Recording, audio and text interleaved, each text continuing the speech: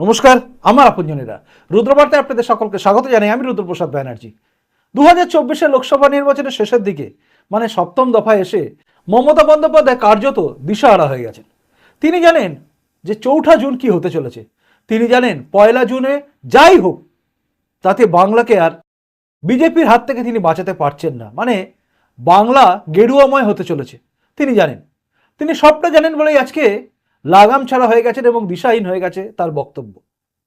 তাই আমরা দেখি আজকে মমতা বন্দ্যোপাধ্যায়ের মধ্যে ফ্রাস্ট্রেশন। তিনি একটা এমন বক্তব্য করে ফেলছেন যে বক্তব্য বুঝিয়ে দেয় যে মোটামুটি তার হার বা পরাজয় একদম নিশ্চিত। দেখুন, রাজনীতির ব্যক্তিরা রাজনৈতিক বক্তব্য রাখবে, এটাই স্বাভাবিক। মোদী সরকার কি করেছে, মোদী সরকার কি করেনি, এটা নিয়েই হবে আলোচনা। কিন্তু বিরোধীদের হাতে কিচ্ছু ছিল না। তারা মোদী সরকারের কোনো বদনাম করতে পারছিল না, খালি বলছিল ফিউচার নিয়ে। মানে মোদী এলে আর থাকবে না কোনো কিছু, সংবিধান শেষ হয়ে যাবে, সমস্ত লোকের সর্বনাশ হয়ে যাবে, সমস্ত কিছু উঠে যাবে, রাজ্যগুলো সব শেষ হয়ে যাবে, কোনো আর ভোট হবে না, এবার একজনই চলবে, সেটা হচ্ছে মোদী, বাকি সব শেষ। এইসব কথা বলে মানুষকে বোকা বানানো। মোদী এসে গেলে, সিএএ হয়ে গেলে মুসলমানকে বের করে দেওয়া হবে, এটা আজকে বাংলার মানুষ আর কেউ খাচ্ছে না। সমস্ত মুসলিমরা বুঝে গেছে, যারা শিক্ষিত, যারা লেখাপড়া জানে, যারা টিভি দেখে, যারা ইউটিউব চ্যানেল দেখে, যাদের হাতে ফোন আছে, তারা সবাই জানে যে সিএএতে কোনো মুসলমানদের তাড়ানো হচ্ছে না, হয়নি, হবেও না। তাই তারা নিশ্চিন্তে হয়ে গেছে। এই ঢপটার মমতা ব্যানার্জি কাউকে খাওয়াতে পারছেন না, ইন্ডিজোটে কেউ আর খাওয়াতে পারছে না। তাই সবাই এই ব্যাপারটা নিয়ে কিন্তু চুপ করে গেছে। কিন্তু যে ব্যাপারটা নিয়ে লাফালাফি করছে সেটা হচ্ছে তানাশাহী সরকার, এই সরকার এসে গেলে সব পড়ে যাবে। কিন্তু উন্নতির কি হবে, এরা এলে কি করবে সেটা বলতে পারছে না। বিজেপি আমলে কি ক্ষতি হয়েছে এটা কেউ তুলে ধরতে পারলো না। লাস্টের দিকে মমতা বন্দ্যোপাধ্যায় এসব কথা তো ভুলেই গেছেন। প্রথম থেকেই তিনি যেন একটা স্যাডো ফাইট করছিলেন। তুই দিয়েছিস, তুই করবি, তুই আমাকে জিজ্ঞাসা করছিস কে বাবু, প্রচার বাবু কি মোদী বাবু, যেন পাশে দাঁড়িয়ে আছে স্টেজের বা উল্টো দিকে আছে। মানে এই যে বক্তব্যগুলো, এগুলো বোঝাচ্ছিল বাংলা কোথায় নেমে গেছে। আমরা দেখুন, আমিও অনেক জায়গায় পথসভা করেছি, অনেক জায়গায় জনসভায় বক্তব্য রেখেছি। বাপের জন্মে, আমি আবারও বলছি, বাপের জন্মে আমি কোনোদিন এইভাবে বক্তব্য রাখিনি। আমি একটা ছোটোখাটো মানুষ, আমি কোনোদিন এভাবে বক্তব্য রাখিনি। আমি কোনো মানুষকে এভাবে বক্তব্য দিতে দেখিনি। তুই বল, তুই কি করছিস, এবার তুই বল, এসব হয় না জানেন। এ একটা সভ্যতা বা কোনো কিছু বলে না, শালীনতা, সেই সীমা ছাড়িয়ে গেছে সব কিছু। এই রাজ্যে আর শালীনতার কোনো প্রশ্ন নেই। আজকে দেখছিলাম তৃণমূলের এক সাংসদ প্রার্থী, বারাসতের ক্যান্ডিডেট সাংসদ প্রার্থী, তিনি কি বলছেন, তিনি বলছেন ঝ্যাঁটাবেটা করার জন্য। কাকে না, বিজেপির যিনি প্রার্থী হয়েছেন। ভাবুন, স্বপন মজুমদার যিনি প্রার্থী হয়েছেন তার বিরুদ্ধে ঝ্যাঁটাপেটার নিদান দিচ্ছেন তিনি। এনার মুখ ফসকে আবার সালাও বেরিয়ে যায়। তো এরা হচ্ছে এই টাইপের নেতা নেত্রী। যাই হোক, ফিরে আসি মমতা ব্যানার্জির কথা, যেটা নিয়ে বলছিলাম। মমতা বন্দ্যোপাধ্যায় আজকে বক্তব্য রাখতে রাখতে নরেন্দ্র মোদী যে ধ্যানে বসবেন, কন্যাকুমারীতে তিনি ধ্যানে বসবেন, অর্থাৎ নির্বাচনী প্রচার শেষ, এরপর তিনি গিয়ে ধ্যানে বসবেন। 3-4 দিন তিনি ধ্যান করবেন হয়তো, এটা সবাই জানে। এবং এই ধ্যানে বসার ব্যাপারটা নিয়ে তার আপত্তি। ধ্যানে বসবে, ধ্যানে কন্যাকুমারী থেকে বসবে, এবার সেখানে ক্যামেরা ছবি উঠবে। কেন এটা হবে? ওখানকার লোকেদের উচিত এটা বন্ধ করা, সাধু সন্ন্যাসীদের উচিত। মানে ঠেকা নিয়ে নিয়েছেন তিনি, মানে তিনি সব ধর্মের ঠেকা নিয়ে নিয়েছেন।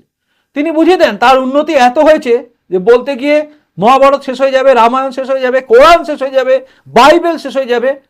আমি এইবার প্রথম দেখলাম যে কোরআন শেষ হয়ে যাবে বললেও এই রাজ্যের মুসলিমদের গায়ে লাগলো না। কিন্তু এটা যদি অন্য কেউ বলতো, ওরে বাপরে, বিজেপি নেতা বললে এতক্ষণে রাস্তায় নেমে পড়তো, 2-4টে বিজেপির পার্টি অফিস পুড়িয়ে দেওয়া হতো। যাই হোক, ভালো বুঝতে শিখেছেন, এটাই ভালো যে কে কিছু বললে কিছু যায় আসে না।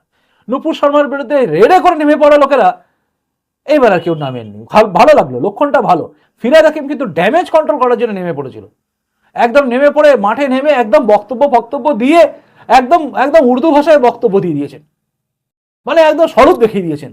দেখিয়ে দিয়ে তিনি বুঝিয়ে দিলেন যে মমতা বন্দ্যোপাধ্যায় না থাকলে কি হতে পারে, এই বিজেপি এসে যাবে, তখন আপনারা কিছুই করতে পারবেন না। এই ভয় দেখিয়ে, জুজু দেখিয়ে টিকে থাকা ধান্দা। আচ্ছা, এগুলো তো চলছিল, ঠিক আছে, আমরা মেনে নিচ্ছি, এটা করতে পারেন তিনি। কিন্তু মোদীজি কোথায় যাবেন সাধু হয়ে, কোথায় বসবেন সন্ন্যাসী ধ্যান, কোথায় ধ্যান করবেন না করবেন, তাতে আপনার কি? এই যে আপনি ছবি তোলেন, এত হিজাব পরে ছবি তোলেন, আপনি যদি গুরুদুয়ারে যান সেখানেও ছবি, সেখানে ছবি তোলেন কেন? এত ভিডিও করেন কেন? কোনো মাজারে চাদর চড়া থাকলে সেখানেও ছবি, মসজিদের ভেতর ঢুকে আপনি ছবি তুলে নেন, যেটা ছবি তোলা উচিতই না, সেখানে ছবি আমরা দেখি, ভিডিও দেখি আমরা। আর আপনি বলছেন মোদিজি যেখানে বসুক ছবি তুলুক, মানে ধ্যান করুন, নাই করুন, তিনি কন্যাকুমারীতে গিয়ে বসে ধ্যান করবেন না, তিনি বসে বসে ফটোশ্যুট করবে। আপনার কি? আপনার কি তাতে? আর কোনো ভাষা নেই, আর কোনো জায়গা নেই আপনার? আসলে দিশাহীন হয়ে গেছে। তিনি ভাবছেন আমি তো আটকাতে পারলাম না। গোটা দেশ জুড়ে এবার না, এই রাজ্যে যদি বিজেপি 18-19 যদি হয়, 20 যদি হয়, তাতেই কিন্তু তৃণমূলের সমস্ত দফা রফা হয়ে যাবে। কারণ তখন আর মমতা বন্দ্যোপাধ্যায় বলতে পারবেন না যে আমি আটকে দিয়েছি। এগুলো তো হচ্ছে মিডিয়া হাইপ তুলেছে, আর এই সমস্ত ইন্ডি মার্কা পিন্ডি চটকানো জোট এমন করে বলে এখানে বিজেপিকে আটকে দিয়েছে। ছিল 3, সেখান থেকে 77 এটাকে আটকে দেওয়া বলে। মানে এদের মাথা, মানে বুদ্ধি যে কোন তলায় পড়ে আছে কে জানে। প্রত্যেকটা দল বলে আমরা জিতব। এই রাজ্যে ঢুকে মোদি বলেছিলেন বা বিজেপি বলেছিল 200 পার, আপকি বার 200 পার, হয়নি। ত্রিপুরায় আমাদের সরকার হচ্ছে, আপনারা লিখে রাখুন, এ তো ভাইপো বলেছিল, কাজকলা হয়েছে। সরকার তো দূরের কথা, কাউকে যেতে পারিনি। গোয়ায় আমরা করছি, গোয়ায় আমরা আসছি, কাজকলা। এই মমতা বন্দ্যোপাধ্যায় চারিদিকে হেঁটে হেঁটে ডেকে ডেকে বলে দিলেন এই যে দেখছেন সেমিফাইনাল হচ্ছে মধ্যপ্রদেশে, ছত্তিশগড়ে, সব হেরে যাবে, কাজকলা হলো, সব তো ড্যাং ড্যাং করে জিতে গেল। তাতে তাতে কি হয়েছে? আসলে আওয়াজ দেওয়া যায়, বলা যায়, কিন্তু যে ফলটা করেছে বিজেপি, তাতে বিজেপিকে আটকে দিয়েছে তৃণমূল, এটা বলা যায় না। উল্টে বিজেপি এখানে অনেক কিছু করে ফেলেছে। আজ তো বিজেপি, আজকে আপনি যেখানে যান সেখানেই বিজেপি। মমতা বন্দ্যোপাধ্যায় পেরেছেন আটকাতে, সিপিএমকে কংগ্রেসকে তো গুটিয়ে দিয়েছে, আর তো নেই, জনগণ থেকে গুটিয়ে দিয়েছে। 2024 এই লোকসভা নির্বাচনে মোটামুটি সিপিএম কংগ্রেস একদম এক কোণে পড়ে থাকবে। সিপিএম এ রাজ্যে পাবে বলে মনে হয় না, সবাই বলছে, কিন্তু আমি কোথাও দেখতে পাচ্ছি না। মোহাম্মদ সেলিম লাফালাফি করতে পারে, কিন্তু আমার মনে হচ্ছে লবণাঙ্গা জুটবে। সিপিএমকে কেউ দেবে না, যা অত্যাচার করেছে। এখনো মুখ নাড়ে, মাঝে মাঝে আবার দেখি মুখ নাড়ে। এবার ধর্ম নিয়ে বলছে, যেহেতু মোদিজি আজকে বলেছেন যে এখানে সনাতন ধর্মের ওপরে, মানে যারা ওবিসি আছে হিন্দুদের, তাদেরকে মুসলিমদের সংরক্ষণ দিয়ে, এদের এখন গায়ে লাগছে। ওরে বাবা, এদের গায়ে লেগে গেছে। আসলে এরাই তো করেছিল সিপিএম, মুসলমানদের নাম এটাকে ঢুকিয়ে দিয়েছিল ওবিসির মধ্যে, ওবিসি সংরক্ষণের তালিকায় ধর্মকে ঢুকিয়ে দিয়েছিল। খুব চালাকেরা, 1 নম্বরে শয়তান এরা, এরা সবকিছু করেছিল, আজকে সাধু সাজছে। যাই হোক, মমতা বন্দ্যোপাধ্যায়ের ফ্রাস্ট্রেশন এটা বোঝায় যে মোদিজি কি করবে, ধ্যান করবে না করবে তাতেও তার আপত্তি। ধ্যান না করে যদি তিনি মাজারে গিয়ে চাদর চড়াতেন তাহলে মনে হয় তার ভালো লাগতো, তাই নাকি? নাকি অন্য কিছু করলে ভালো হতো, জানি না। আমি মমতা বন্দ্যোপাধ্যায় কি বলতে চাইছেন বুঝতে পারছি না।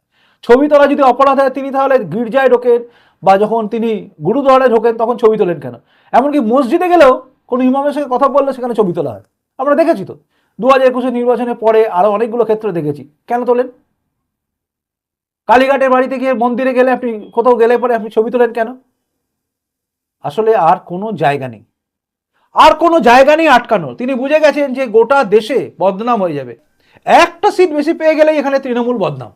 মমতা বন্দ্যোপাধ্যায় যে ক্রেডেন্সিয়ালিটি তৈরি করেছিল যে আমি আটকে দিয়েছি, যদিও ফুকো, এগুলো মানে ফেক, সবই ঢপবাজি কারবার, আটকাতে পারেনি, কিন্তু সেটা যে তৈরি করেছিল সেটাও ভেঙে যাবে একটা বাড়লে। আর এখানে 30টা যখন হয়ে যাবে, অনেকেই বলছেন 30টা হবে, আমার হিসাব অতটা যদিও যায়নি, তবুও যা হবে তাতে কিন্তু মমতা বন্দ্যোপাধ্যায়ের ইমেজ শেষ হয়ে যাবে। মমতা বন্দ্যোপাধ্যায় নিজেও জানেন, আর বিজেপিকে আটকানো যাচ্ছে না এটা বুঝে গেছেন। তাই এখন তার ফ্রাস্ট্রেশন এইভাবে বেরোচ্ছে। মোদিজি যাচ্ছে ওখানে, বারুইপুরের সবাই থেকে তিনি এসব বলছেন। আসলে সংখ্যালঘু জায়গায় এইসব বললে পরে বেশি হাততালি পাওয়া যায়, তাই নাকি? জানি না, আমরা দেখবো শেষ পর্যন্ত কি হয়। বারুইপুরে জিতবেন, ঠিক আছে, কারণ আপনি ওখানে যেভাবে বোঝাচ্ছেন মানুষকে। আলটিমেটলি কি হবে? বিজেপি তো ক্ষমতায় আসবেই। এই রাজ্যে 30টা যদি পেয়ে যায় বিজেপি, যেভাবে এগোচ্ছে, ভোট যা পড়ছে, যা দেখেছি আমরা, তাতে তো সরকার গেল। 24-এই না সরকার শেষ হয়ে যায়। 4 জুনের পরে নির্বাচনের যে রেজাল্ট বেরোবে তারপরে না সরকার পড়ে যায়, শুধু পিসি ভাইপো থেকে যাবে আমার মনে হয়। তাই তিনি এত ফ্রাস্ট্রেশনে ভুগছেন, এত বেশি চেঁচাচ্ছেন আমার মনে হয়। জানি না আপনি, মানে আপনি যিনি দেখছেন, আপনি কি ভাবছেন? আমার মনে হলো পরিষ্কার যা পরিস্থিতি, যা মমতা বন্দ্যোপাধ্যায় বক্তব্য রাখছেন সব দেখে আমার মনে হয়েছে। আমার ধারণা ভুলও হতে পারে, আবার ঠিকও হতে পারে। এবার আপনি বলুন তো আমি ঠিক বলছি না ভুল? আপনি আপনার তরফ থেকে বলুন, ঠিক হলে বলবেন, ভুল হলেও বলবেন। আর প্রতিবেদনটা ভালো লাগলে লাইক করবেন, যদি মনে হয় শেয়ারযোগ্য শেয়ার করবেন, আর যদি মনে হয় শেয়ারযোগ্য নয় শেয়ার করবেন না। আর নতুন যদি এসে থাকেন এই চ্যানেলটা সাবস্ক্রাইব করে আমার আপনজনে তারপর যাবেন। এখনকার মতো আসি, দেখা হচ্ছে পরের রুদ্রবার্তায়। খুব খুব ভালো থাকুন। নমস্কার, বন্দে মাতরম, ভারত মাতা জয় হোক, জয় হিন্দ।